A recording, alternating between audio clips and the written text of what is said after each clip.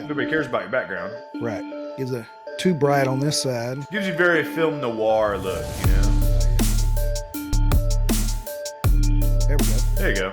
You look like a professional podcaster now with a big mic in front of you, oh yeah, that's nice. Hey everybody, welcome to Tales Beyond the Trail, or in this case, literally Tales from the Trail.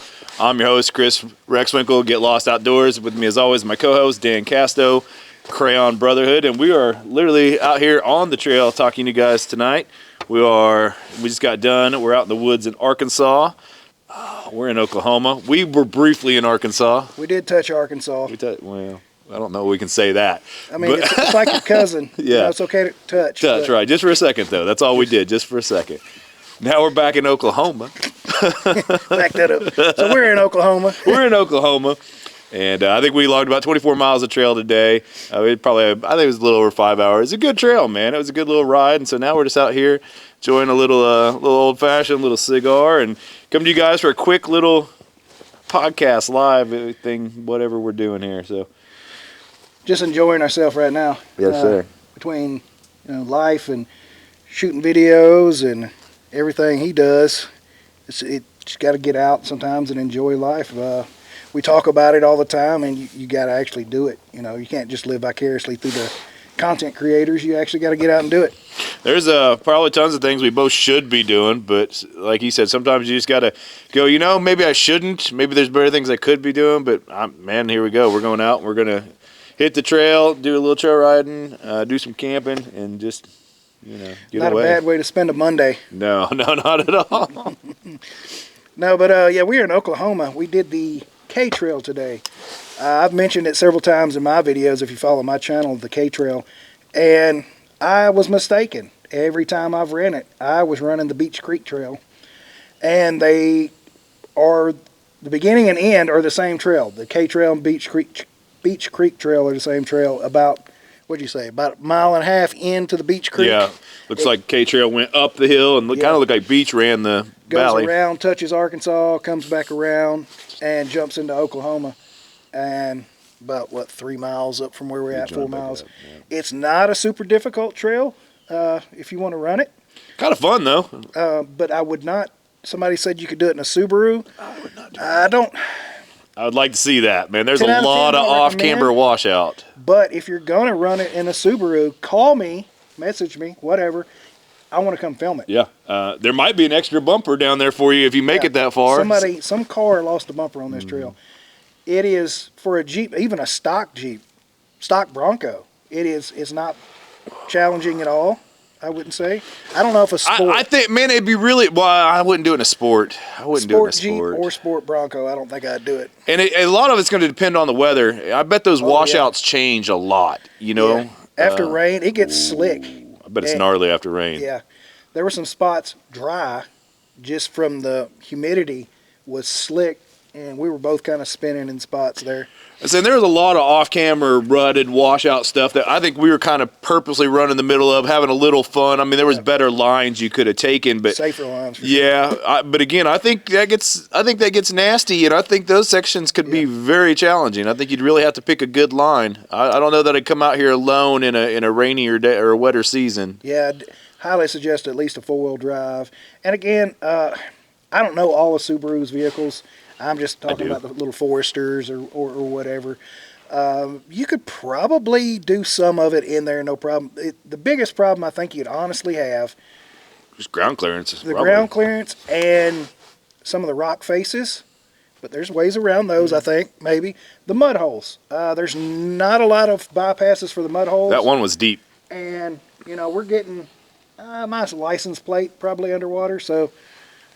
Which isn't super deep, but it is for a Forester or a, Subaru. Well, it's that deep, and we haven't had rain in a month. Oh, yeah, well, it's been a while since. Yeah, I mean, we're literally under burn bans and stuff like that because of how the drought we're in. So it's it'd be something. I mean, I think it's rated a 2 on onX, a 2.3, and sure. Again, I bet that changes with weather and with season and how rutted it gets and things like that. I know for a fact the Beach Creek Trail, you're not going to do it in it because of the creek crossing or river crossing, whatever you want to call that. That one, it swallows my 37s. It's up halfway up my door. if you get a good bit of water on that spot, you're going to need a snorkel for sure in that spot. And we trying to talk me into going across it today. But we ain't had. You just heard him say we ain't had no rain in months. Yeah. So You also heard him say it's halfway up his door. So that's after rainy season. You seen Downsy do it on 28s. 29, them 29s. 29s. He keeps them clean though. But no, man, we just got out here good trail riding. It was good for me. I'm newer to the world of it than Dan is, and so it was good for me. It's a good, fun little trail to. I mean, I won't even say it pushed me in any way, but it did make me comfortable enough to, again, tackle the harder lines through all of it instead of just taking, the easy way around them. That was made it a fun day for sure. It's a good, fun trail to do. You can do it alone. Pretty safely, yeah. Pretty safely, yeah. It gets a little off camber, but nothing that you're going to roll over. You got some little rock faces, but nothing you're going to have to worry about dragging or anything on. But it's enough to get you, hey, this is fun. I enjoy this. That was a good one. And give you a little bit of experience. Now, I wouldn't leave here and go run the Rubicon No. or anything like that, but it'll get you, you can run it in a day easy and then get back on the highway and head home if you're, with 3 hours, 2 Yeah, hours absolutely. Yeah, I never hit a skid plate. I purposely was trying some of the harder stuff, and I hit 18 degrees like once, but most of the stuff was like 12, 13 degrees max off camber. Most of it was in that 9, 10 range. Like, it wasn't too bad, Disconnected. I mean, we were definitely stretching them out, on the suspension and stuff. But again, we were purposely trying to. Yeah. I was taking the lines that I could to get as much flex out of my Jeep as I could get. And I was rubbing fenders, but I've only got a 2-inch lift, spacer lift on mine at that. So, the coils, that is, the actual lift is a Rusty's off-road. I just haven't replaced the coils yet to a 3-inch. All in due time. I'm running 2-inch adjustable, but I've actually got it adjusted down to barely over stock. Because I like to keep my center of gravity low because I'm top heavy. But I was down to 8 pounds just because it's a rough road. The whole road is made up of the rocks on this fire pit here and big stretches of it. So that's the only reason I aired down that low, not for traction or anything, just for sheer comfort. Disconnected my sway bar and aired way down. Running bead locks, you can go down that low. What does Kyle run? He runs what they call those safety, not safety, some kind of bead grip or bead something. Grips, bead grip, yeah. By a Method. Yeah, that's what he runs, yeah. So unless you got those or actual bead locks, don't go that low. No, I run 18 in mine. I've been down to 16, 15. I think you're starting to push a stock wheel there probably. Yeah. You'll throw a tire off a bead out there and then you'll be a real good fun day. But again, you don't need anything crazy to be out here on this one at all. Like, we maybe spun once, and that was after we came through the mud and then did some off camber on like some loose dirt or something, the clay that got a little slickery. So yeah, like other than that, I don't even know that you really needed 4-wheel drive, but maybe 1 or 2 spots. A couple of them faces we hit, but again, that was us trying. There was ways around it. We probably could have done it in 2-wheel. Much more milder spots. Oh yeah, but running in 4 and 4 low like that, it does take a strain off your drivetrain because it's geared for those obstacles and things like that. And the 4 low, even in my Mojave, it will crawl up most of that stuff. Well, and you have to ride the brake down too. Yep. And so it's just easier on your drivetrain. You could do it in 2-wheel drive, but why? On mine, I almost have to run in 4 low or 4. I don't have to learn low, but. That's where all my off-road cameras kick on and my sway bar disconnect and stuff. Like, I can't disconnect in 2-wheel drive. I have to be in 4-wheel drive to disconnect.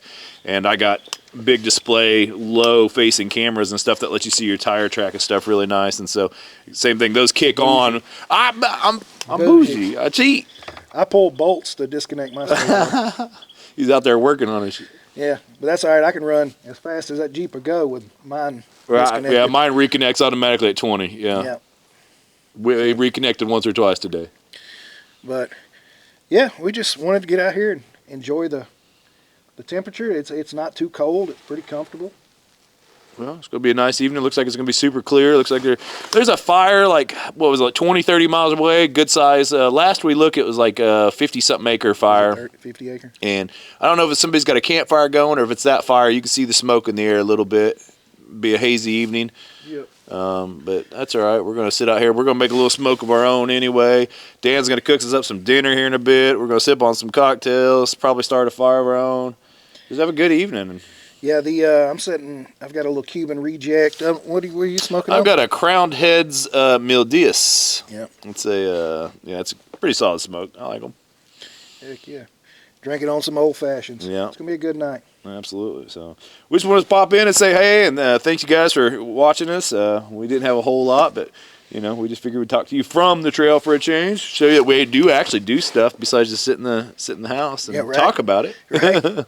Well, until next time, guys, we appreciate you very much. Thanks for stopping by. Give us a like, a comment, as always, and we'll catch you next time. Simplify and God bless, guys.